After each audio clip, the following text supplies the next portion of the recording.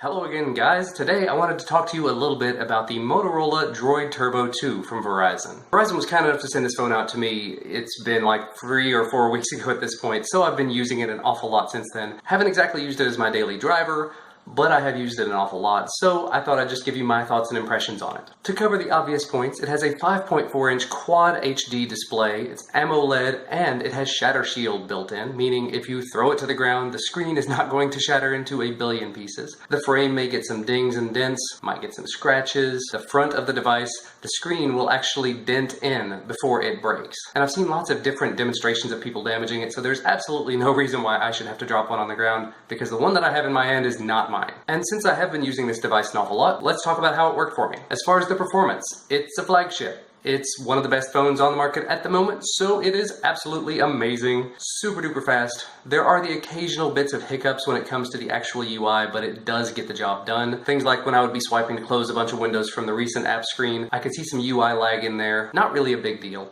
But it does have the Snapdragon 810 processor, which means there is a potential for it to get hot, and 3 gigs of built-in RAM. I haven't taxed it enough really for it to get hot. As far as storage options, you have 32 or 64 gigs of available storage. The one that they sent me has 32 gigs of storage. Bummer. However, it does come with a micro SD card slot capable of taking up to a 2 terabyte micro SD card, so you can store all of those 4K videos. Oh yeah, speaking of that, the rear-facing camera, 21 megapixels, 4K video at 30 frames per second, 1080p at 30 frames per second, so unfortunately no 60 frames per second video on this device, but supposedly it does HDR video mode. Speaking of cameras, on the front of the device there is a 5 megapixel camera with a front-facing flash, which is something I haven't seen a huge amount of so far, and it's capable of 1080p video, which again, a lot of phones still don't do for some reason. And it's not terrible 1080p video. The one real gripe that I have about the camera software so far is that if you exit the app, it resets it back to a certain state. So for example, if I have the camera open and I'm filming in 4K and I leave the app and come back, it goes back to 1080p video. So I kind of wish that it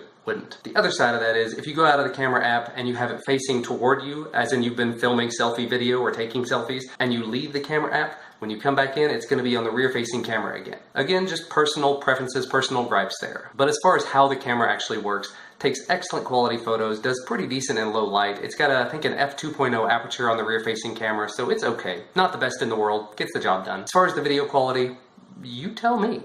Because so far, all of the video that you've been seeing of me has been done with the Droid Turbo 2. Of course, I am sitting here in studio lighting. I've got very bright lights in here, but I'll also throw in some low light clips as well, just so you can get an idea of it. If I remember correctly, it doesn't do extremely well in low light, but most phones don't. As far as how it sounds, it has one front-facing speaker down at the bottom. The top speaker on the front is not a loudspeaker, it's just for calls, which is definitely sad. The speaker on the front bottom definitely gets pretty loud, but still, having stereo speakers would be better. As far as what it can connect to, it does 802.11 AC, which still is kind of rare in phones. It's becoming more and more common though. And it does both 2.4 and 5 gigahertz connectivity, so useful. Bluetooth 4.1, loads and loads of GSM and LTE bands, enough so that you should even be able to take that Verizon SIM out if you don't want it and put in T-Mobile or AT&T or whatever else. I did test it with a T-Mobile SIM and it did work appropriately. I was able to get on 4G LTE, no problem. And of course it has NFC built in, which so many manufacturers are starting to leave out of devices, and I don't understand it because I still do love NFC. As far as the battery life,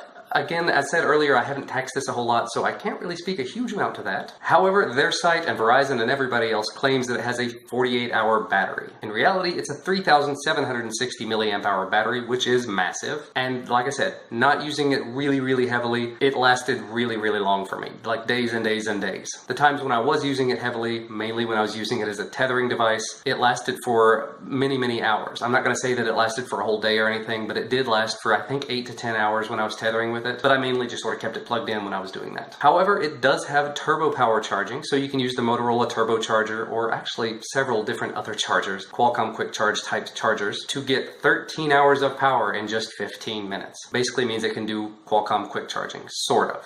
It's Motorola's variant of that. But if those are not enough for you, it also does wireless charging using PMA and Qi. They're not fast wireless charging. I think Samsung's the only one doing that currently, but still, being able to support 2 of the main wireless power standards is a big plus. And then there's the operating system. It is still Android, obviously. It's the Droid, it's gonna be Android, but it's Android 5.1.1. And this device just released a little while ago, after Marshmallow. And I haven't seen hide nor hair of when they will actually be releasing Marshmallow for it. Let's hope that it will actually happen, but it has not yet. As far as how the software itself works, it's Android with Motorola's stuff on top of it. So it's got the cute little twist to open the camera thing. I still absolutely love that. It's got all of the Hello Moto type stuff to where you can talk to it, but I just don't really ever use that. And being able to silence itself in the car and in meetings and everything else. All those little Motorola tweaks that you've grown to know and love. And since it is a Verizon variant, it does have a ridiculous amount of Verizon bloatware on it. But you can disable and or hide the majority of that if you don't want it. And to make things even better, it has a water repellent nano coating. I have not tested this out myself, although I think I did actually use it briefly in the rain, and I dropped it a couple of times into wet leaves and had no problems with it. But that is not to say that it's waterproof, because it's not. It's just a water repellent coating. And I'm realizing that I'm just reading specs here and talking about how they're awesome. That's kind of it. But to sum things up, to wrap things up, if I were going to be buying a phone and I didn't have any limits on the actual amount I wanted to spend, or if I was on a contract in particular, this is definitely one of the ones I would be looking at. The camera could stand to be a bit better. It's not the best. The sound quality from the camera seems pretty good. They say that it has 5 built-in microphones, which seems to be doing a pretty decent job if it sounds okay to you now. The power that you get out of it, the amount of time that it lasts on a battery, both amazing. So all around, this is an awesome device. The camera's just not exactly there when compared to something like the Nexus 6P or the Nexus 5X. Other than that, absolutely amazing phone. My wife is still using the Droid Turbo, so that should actually speak volumes to how good the Droid Turbo line is and how good the Droid Turbo 2 now is. And I think that's going to be about all for me for today. If you like this video, please do leave me a thumbs up below the video. I'll put a link to where you can find this device down below the video. Thanks to Verizon for letting me borrow this for a little while. I'll be sending it out shortly, and I will see you guys again next time.